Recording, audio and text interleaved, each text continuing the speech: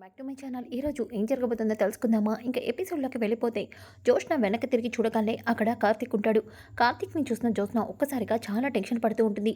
ఏంటి పెద్ద మేడం, ఫోన్లో ఎవరినో బెదిరిస్తున్నారు? ఈ జ్యోత్స్న అంటే ఏంటో నిరూపిస్తాను అంటున్నారు. ఎవరిని బెదిరిస్తున్నారు అని వెనకాలే అంటే బావా నా మాటలేమీ వినలేదా? దాసుని నేను కిడ్నాప్ చేయించిన విషయం బావకు తెలుసుంటుందా అని టెన్షన్ పడుతూ ఉంటాయి. ఇక కార్తీక్, పెద్ద మేడం మిమ్మల్ని అడిగేది ఎవరిని? మీరు నేనే వారసురాల్ని ప్రూవ్ చేసుకుంటాను అని ఏదేదో చెప్తున్నారు. ఏంటి పెద్ద మేడం, ఎవరిని బెదిరిస్తున్నారు అని వెనకాలనే చూడు బావా, వారసురాల్ని నేనే. అది ప్రూవ్ చేసుకోవాల్సిన అవసరం నాకేముంది? అయినా పక్కన వాళ్ళ పర్సనల్ విషయాల్లో తలదూర్చడం నీకు అవసరమా? అవసరం లేదు పెద్ద మేడం, కానీ మీ విషయాల్లో తలదూర్చాల్సింది, ఎందుకంటే నువ్వు వారసురాలివి కాదు కాబట్టి అని వెనకాలనే జ్యోత్స్న, బావా ఏం మాట్లాడుతున్నావు నువ్వు? అవును పెద్ద మేడం, మీరెప్పుడు చూసినా వారసురాల్ని, ఈ ఇంటి మనవరాల్ని, ఈ ఇంటి ఒకగానొక కూతుర్ని అని అనడం తప్ప ఒక్కరోజు కూడా వారసురాల్లా ప్రవర్తించరు. ఎప్పుడు ఇంట్లో వాళ్ళని పట్టించుకోరు. పక్కకొచ్చి ఇలా దొంగచాటుగా ఫోన్లు మాట్లాడుతూ ఉంటారు. ఎవరికి తెలియంది ఏదో చేస్తూ ఉంటారు. ఇవన్నీ చూస్తూ ఉంటే మీ మీద అనుమానం వస్తుంది. ఏమని? దాసుమావయ్యని నువ్వే కిడ్నాప్ చేయించావని. బావా, ఏమో, ఆ అవసరం నాకెందుకుంటుంది? అయినా దాసుబాబాయ్ని కిడ్నాప్ చేయించాల్సిన అవసరం నాకేముంది? ఏమో, దాసుబాబాయ్కి తెలిసిన నిజాలు ఎక్కడ బయట పెడతావన్న భయంతో బాబాయ్ని కిడ్నాప్ చేయించుంటావు. బావా, అసలు నువ్వేం మాట్లాడుతున్నావు అర్థం ఉందా? నాకేంటి సంబంధం? అయినా ఏ నిజాలు ఏం బయట పెడతాడు? ఏమో, అవి ఎవరికి సంబంధించినవో, ఎవరి ప్రాణాల మీదకి తెచ్చుకునేవో. అప్పుడు కూడా దాసుమావయ్యని ఎవరో తలపైన కొట్టి చంపాలని చూశారు. ఇప్పుడు కిడ్నాప్ చేశారు. ఇదంతా చూస్తూ ఉంటే ఏదో పెద్ద కుట్రే మావయ్య వెనక నడుస్తుందనిపిస్తుంది. కానీ దాని వెనక ఉన్న ఎవరినైనా పట్టుకొని తీరుతాను. వాళ్ళని అందరి ముందు దోషిగా నిలబెడతాను. బావా, నువ్వు చేయాల్సిన పని చేసుకో, నాకెందుకు చెప్తున్నావు అంటూ జ్యోత్స్న అక్కడి నుంచి వెళ్తూ, బావకి నిజం తెలిసేమో అని అనిపిస్తుంది. బావ ప్రాట్లాడే ప్రతి మాటలోనూ నా గురించి నిజం తెలిసినట్టే అనిపిస్తుంది. చూడు బావా, నువ్వెంతో ట్రై చేసినా దాస్ ఎక్కడున్నాడో నువ్వు కనిపెట్టలేవు. అలాగే నేను ఈ ఇంటి వారసురాల్ని కాదని నువ్వు ప్రూవ్ చేయలేవు బావా అని జ్యోత్స్న అక్కడి నుంచి వెళ్ళిపోతుంది. ఇక కార్తీక్, జ్యోత్స్న ఏదో పెద్ద ప్లాన్లోనే ఉంది. జ్యోత్స్న ప్లాన్ ఏంటో తెలిస్తే ఏదైనా చేయగలను, కానీ జ్యోత్స్నను చూస్తుంటే డౌట్గా ఉంది. దాసుమావి కూడా కనిపించట్లేదు. ఇప్పుడు నేనేం చేయాలి అని కార్తీక్ ఇక డాక్టర్ హారికకి కాల్ చేస్తాడు. ఇక హారిక, సారీ కార్తీక్, మార్నింగ్ ఒక పేషెంట్ వచ్చారు, అర్జెంటు ఆపరేషను. ఆ ఆపరేషన్ వల్ల ఇప్పటి వరకు జ్యోత్స్న రిపోర్ట్స్ గురించి నేను చూడలేదు. వాటిని చెక్ చేసి ఇప్పుడే నేను నీకు ఫోన్ చేస్తాను. సరే మేడం, మీరు ప్రశాంతంగా చెక్ చేయండి అంటూ కార్తీక్ కాల్ కట్ చేస్తాడు. జ్యోత్స్న, ఇక కొన్ని గంటలే నీ పని, ఆ తర్వాత నీ నిజం అందరి ముందు బయటపడిపోతుంది. దేవుడు అందుకేనేమో ఈరోజు అందరినీ ఇక్కడికి చేర్చాడు. మావయ్య ఏ ఉద్దేశంతో అందరినీ ఇక్కడికి పిలిపించాడో తెలియదు, కానీ నీ బండారం మాత్రం కాసేపట్లో బయటపడుతుంది అని కార్తీక్ అనుకుంటాడు. ఇంకా ఒక్కసారిగా లోపల ఉన్న అందరూ కూడా చాలా సరదాగా మాట్లాడుకుంటూ ఉంటారు. ఇంతలోకి అక్కడే ఉన్న సుమిత్ర దగ్గుతూ ఉంటుంది. ఇక దశరథ, సుమిత్ర టాబ్లెట్లు వేసుకున్నావా? లేదండి. టాబ్లెట్లు పైనున్నట్టున్నాయి కదా. అమ్మ దీపా, వద్దులే, నువ్వొద్దు, నేను వెళ్ళి తీసుకొస్తాను. డాడీ నువ్వెందుకు, నేను తీసుకొస్తాను అని చెప్పేసి జ్యోత్స్న ఇక పైకి వెళ్ళి అక్కడే ఉన్న టాబ్లెట్ని షీట్ని చూస్తూ, మమ్మీ ఈ రోజుతో నీ కథ అయిపోయినట్టే అని చెప్పేసి జ్యోత్స్న అక్కడ ఉన్న టాబ్లెట్లన్నీ మార్చి వేరే టాబ్లెట్లన్నీ తీసుకొని వస్తుంది.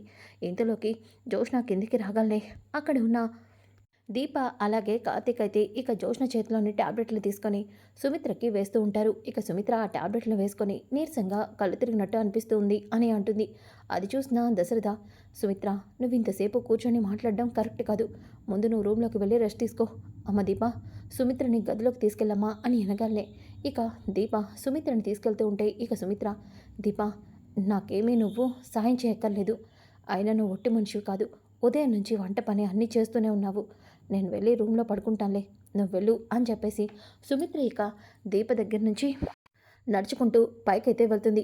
ఇక జ్యోత్స్న ఏమో ఫోన్ వచ్చినట్టు మాట్లాడుతూ అలా పైకి వెళ్తూ ఉంటుంది. ఇంతలోకి సుమిత్ర వెళ్తూ వెళ్తూ ఉండగానే ఒక్కసారిగా సుమిత్రకి కళ్ళు తిరిగినట్టు అనిపిస్తుంది.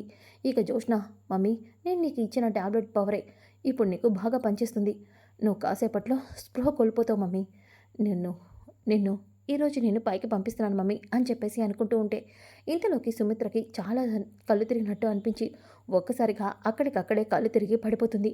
అది చూసిన జోష్న ఇక అందరూ కింద ఉండడంతో తనని చేయి పట్టుకొని ఈడ్చుకుంటూ అక్కడే ఉన్న స్టోర్ రూమ్లోకి అయితే తీసుకెళ్తుంది.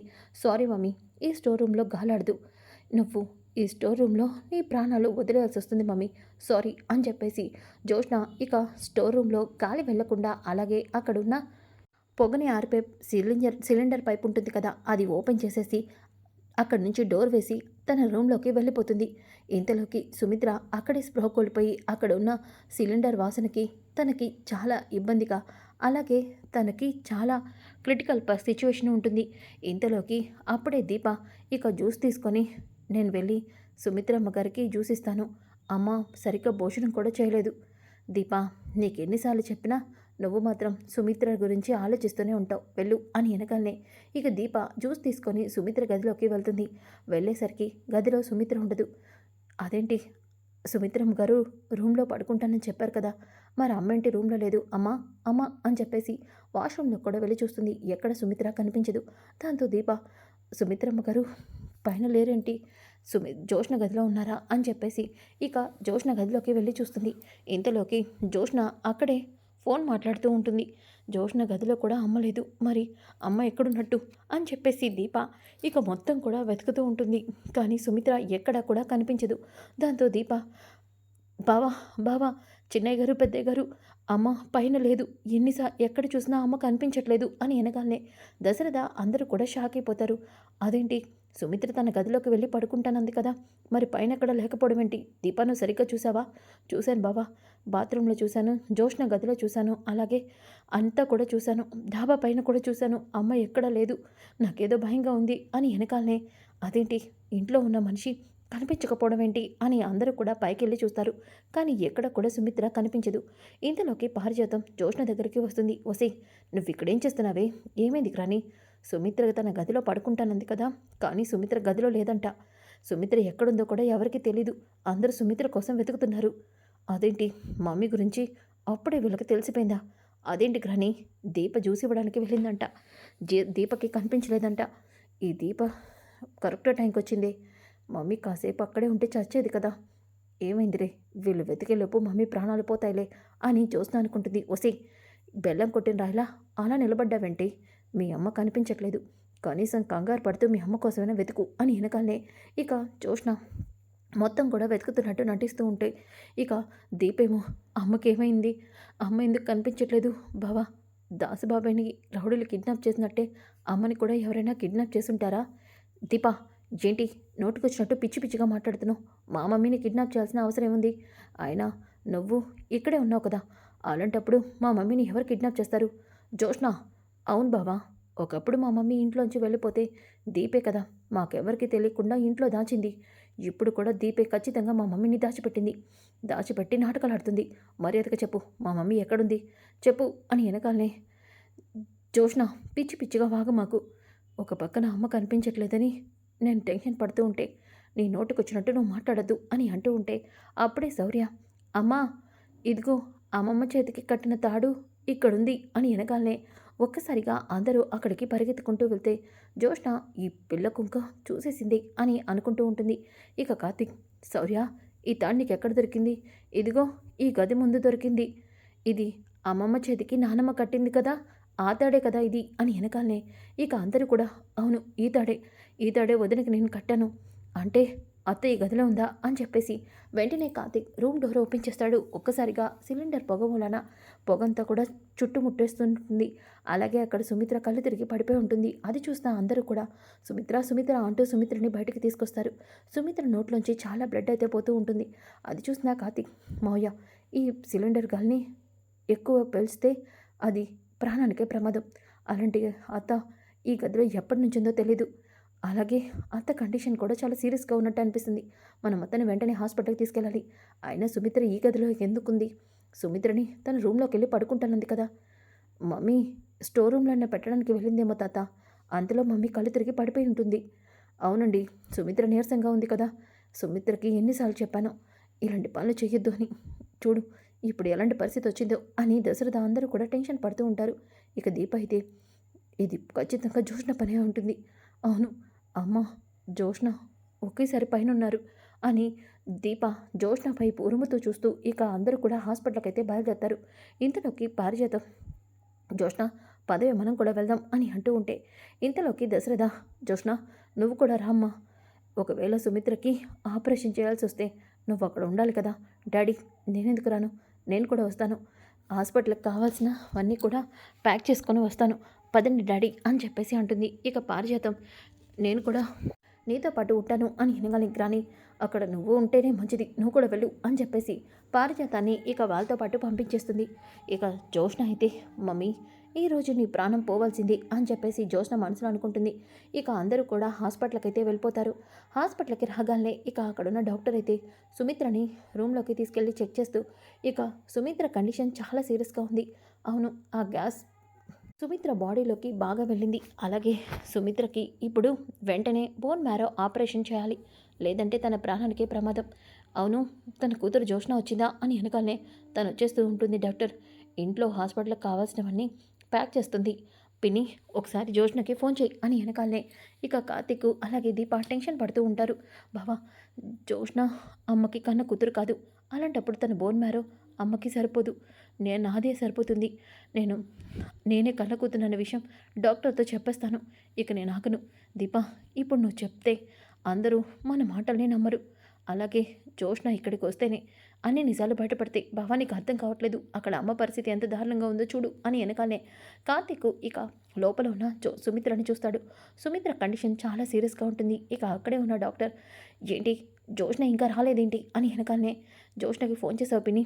చేశాను Dasharatha. Joshna phone switch off వస్తుంది. అదేంటి జోష్న ఫోన్ స్విచ్ ఆఫ్ రావడం ఏంటి? అది అసలు నిజంగా మా వదిన కన్న కూతురేనా? వదిన ఇలాంటి పరిస్థితులు పెట్టుకుని అది ఫోన్ని స్విచ్ ఆఫ్ చేయడం ఏంటి? అసలు దానికి కొంచెం కూడా బుద్ధి లేదు అని కాంచన ఇక జోష్నని తిడుతూ ఉంటుంది. ఇంతలోకి ఇక హారిక, సుమిత్ర గారి ప్రాణాలు చాలా ప్రమాదంలో ఉన్నాయి అని చెప్పేసి అంటూ ఉంటుంది. ఇక ఒక పక్కన దీప అయితే కార్తీక్ ఇద్దరు కూడా హారిక దగ్గరికి వెళ్తారు. డాక్టర్, మా అత్త కూతురు జోష్న కాదు, దీప. దీప బోన్ మ్యారో తీసుకొని మా అత్తకి ట్రాన్స్ప్లాంట్ చేయండి.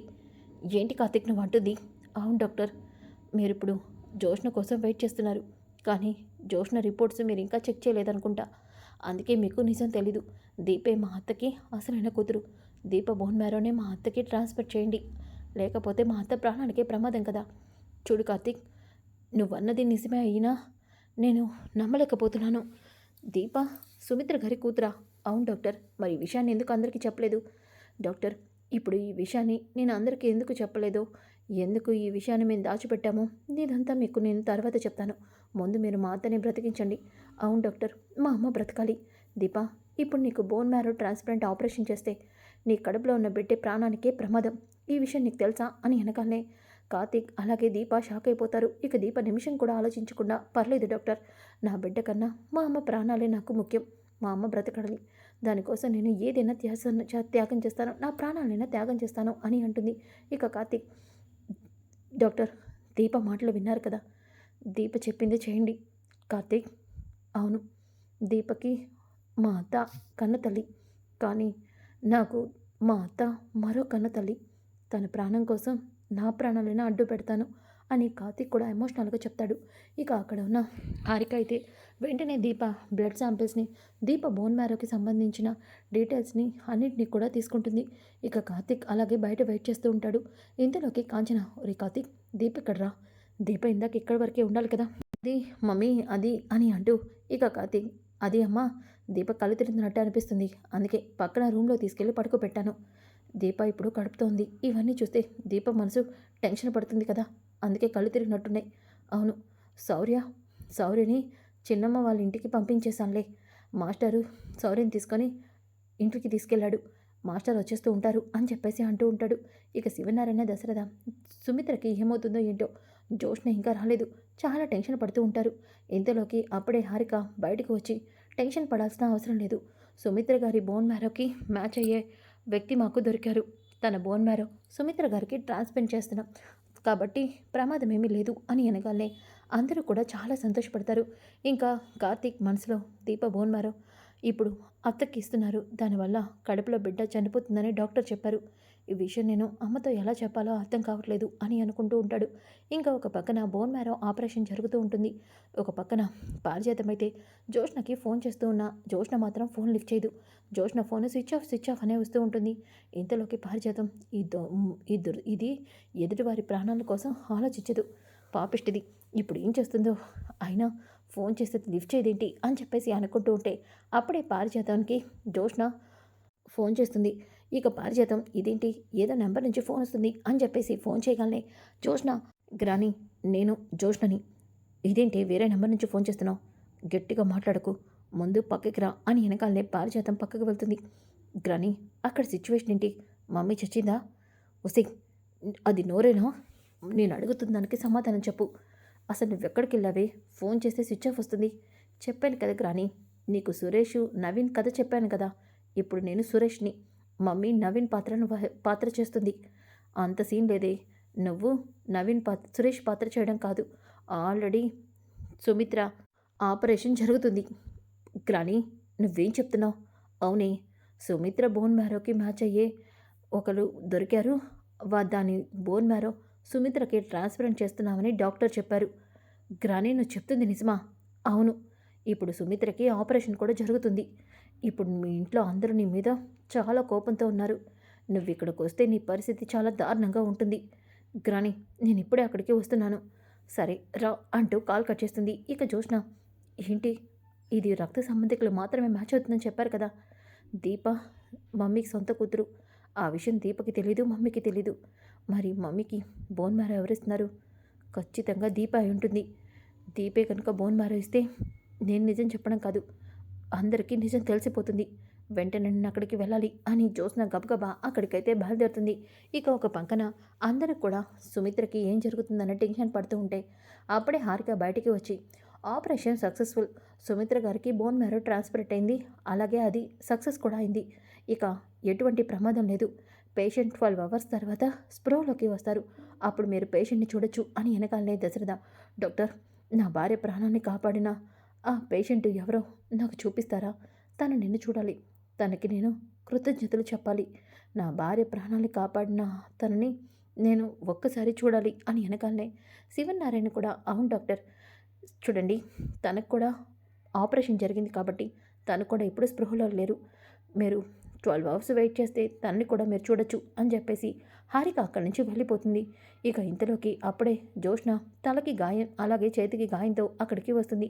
రాగానే దశరథ శివనారాయణ జోష్నను చూసి, జోష్న నీకేంటి గాయాలు, ఒసే ఈ దెబ్బలేంటే, అయినా ఇంటికి వస్తానని చెప్పి ఇప్పుడు వచ్చావేంటే, తాత నేను హాస్పిటల్కి బయలుదేరదామని వస్తూ ఉంటే మధ్యలో ఎవరో కొంతమంది రౌడీలు నన్ను ఆపేశారు, అలాగే దాసుబాబాయ్ గురించి అడిగారు, నాకు తెలీదు అన్నాను, కానీ నా మాట వినకుండా నన్ను కొట్టి తర్వాత నా దగ్గర ఉన్న డబ్బులన్నీ లాక్కున్నారు, ఫోన్ కూడా లాక్కున్నారు, అందుకే మీకు ఫోన్ చేయడానికి కూడా నా దగ్గర ఫోన్ లేదు, నేను ఆ రౌడీల నుంచి తప్పించుకొని వచ్చాను, మమ్మీకి ఆపరేషన్ చేయాలన్నారు కదా, ఇప్పుడే నా బోన్ మ్యారోని మమ్మీకి ఇస్తాను, మమ్మీ బ్రతకాలి అని వెనకాలనే, అవసరం లేదు, అత్త ఇప్పుడు ఆపరేషన్ సక్సెస్ అయ్యి అత్తకేమీ కాలేదు అని కార్తీక్ అంటాడు. తెలుసు బావా, అందుకే ఇక్కడికి వచ్చాను, నా ప్లాన్ సక్సెస్ అయిందన్నమాట అని అనుకుంటూ ఉంటే ఇంతలోకి కార్తీక్, జోష్న నువ్వు తప్పించుకున్నాను అనుకుంటున్నావు, కానీ నువ్వు తప్పించుకోలేదు జోష్న, ఇప్పుడు అడ్డంగా దొరికిపోయావు అని చెప్పేసి కార్తీక్ అయితే ఇక మనసులో అనుకుంటాడు. అప్పుడే డాక్టర్ హారిక అక్కడికి వస్తుంది. రాగానే ఇక శివనారాయణ దశరథ, డాక్టర్ 12 అవర్స్ అయింది, మరి నా మనవరాలు బోన్ మ్యారో మాత్రమే నా కోడలికి సరిపోతుందని మీరు చెప్పారు, కానీ నా మనవరాలు కాకుండా ఇంకెవరో బోన్ మ్యారో మా సుమిత్రకి సరిపోయిందంటే ఖచ్చితంగా తను మా రక్త సంబంధికురాలే అయి ఉంటుంది, చెప్పండి డాక్టర్, ఎవరు తను, ఎవరు వల్ల నా కోడలు బ్రతికిందో అని వెనకాలనే అక్కడే ఉన్న హారిక, చూడండి సార్, మీ మనవరాలు బోన్ మ్యారో మాత్రమే సుమిత్ర గారికి సరిపోతుంది, అది నేను చెప్పింది నిజమే, అది కేవలం కన్న కూతురు అయితే మాత్రమే, జోష్న మీ వారసురాలు కాదు, సుమిత్ర గారి కన్న కూతురు కూడా కాదు, కాబట్టి జోష్న ఉన్నా కూడా సుమిత్ర గారిని మనం కాపాడలేకపోయే వాళ్ళం అని వెనకాలనే జోష్న అలాగే పారిజాతం షాక్ అయిపోతారు. ఇక డాక్టర్, ఏం మాట్లాడుతున్నారు మీరు, అవును, జోష్న బ్లడ్ శాంపిల్స్ని తన మెడికల్ చెకప్ని చేశాకే అర్థమైంది, సుమిత్ర గారికి తనకి ఎటువంటి రక్త సంబంధం లేదని అని వెనకాలనే ఒక్కసారిగా జోష్న ఇలా బుక్ అయిపోయినంటి అని చెప్పేసి అనుకుంటుంది. ఇక కార్తీక్, జోష్న, డాక్టర్ని డబ్బుతో కొనలేవు, అలా అని కాంపౌండర్ని డబ్బుతో కొనాలని చూసావు, కానీ నాకు నిజం తెలిసిపోయింది జోష్న, ఇక నువ్వు నిజాన్ని ఒప్పుకోవాల్సిందే అని కార్తీక్ అనుకుంటూ, ఏంటి డాక్టర్ మీరు అంటుంది, అంటే మా జోష్న మా పెద్ద మేడం మా అత్త కూతురు కాదా? కాదు కార్తీక్, 100% తను మీ అత్త కూతురు కాదు. డాక్టర్, అంటే జోష్న మా కూతురు కాదా? కాదు. మరి నా కన్న కూతురు ఎవరు? ఇంకెవరు? ఇప్పుడు బోన్ మ్యారో ఇచ్చిందే ఆ అమ్మాయే మీ కూతురు. 100% తనే మీ కూతురు. అలా అయితేనే బోన్ మ్యారో సరిపోతుంది అని హారిక అంటుంది. ఇక ఒక్కసారిగా అందరూ షాక్ అయిపోతారు. డాక్టర్, ఇప్పుడు ఆ అమ్మాయి ఎక్కడుంది, ఎవరు తను అని వెనకాలనే ఒక్కసారిగా హారిక రండి చూపిస్తాను అని అంటుంది. ఇక జోష్న దీపని చూపిస్తుందా? అవును, దీప కనిపించట్లేదేంటి అని అనుకుంటూ, గ్రాని దీపేది? తెలీదే, కళ్ళు తిరుగుతుందని కార్తీక్ గడు రూమ్లో పడుకోబెట్టాలని చెప్పాడు. మమ్మీకి ఇంత జరుగుతుంటే దీప ఎక్కడా లేదా? ఖచ్చితంగా ఆ దీపే బోన్ మ్యారో ఇచ్చుంటుంది. అదేంటే, దాని బోన్ మ్యారో సుమిత్రకి ఎలా సరిపోతుంది? అది కన్న కూతురికి మాత్రమే సరిపోతుంది కదా. అంటే సుమిత్రని కాపాడుకోవడానికి కన్న కూతురి ఇక్కడికి వచ్చే ఉంటుందే. అంటే దాసుగాడు కన్న కూతుర్ని ఇక్కడికి తెచ్చుంటాడు. వాడే సుమిత్ర కూతుర్ని మనకి తెలియకుండా ఇక్కడికి తీసుకొచ్చుంటాడు. దానికోసమే వాడు బయటికి వెళ్ళుంటాడు. పదవే, వెళ్ళి చూద్దాము అని వెనకాలనే ఇక జోష్న చాలా టెన్షన్ పడుతూ ఉంటుంది. అప్పుడే హారిక డోర్ ఓపెన్ చేయి చూడగానే అక్కడ దీప ఉంటుంది. ఒక్కసారిగా దీపం చూసిన అందరూ కూడా షాక్ అవుతారు. సార్, సుమిత్ర గారి ప్రాణాలు కాపాడిన అమ్మాయి తనే, దీప. దీప బోన్ మ్యారోనే సుమిత్ర గారికి సరిపోయింది. అంటే తనే మీ కన్న కూతురు అని వెనకాలనే ఒక్కసారిగా అందరూ షాక్ అయిపోతారు. సో ఫ్రెండ్స్, కమింగ్ ఎపిసోడ్ చాలా చాలా ఇంట్రెస్టింగ్గా ఉంటుంది. డోంట్ మిస్ ఈ వీడియో. నచ్చితే లైక్ చేయండి, షేర్ చేయండి. Thanks for watching.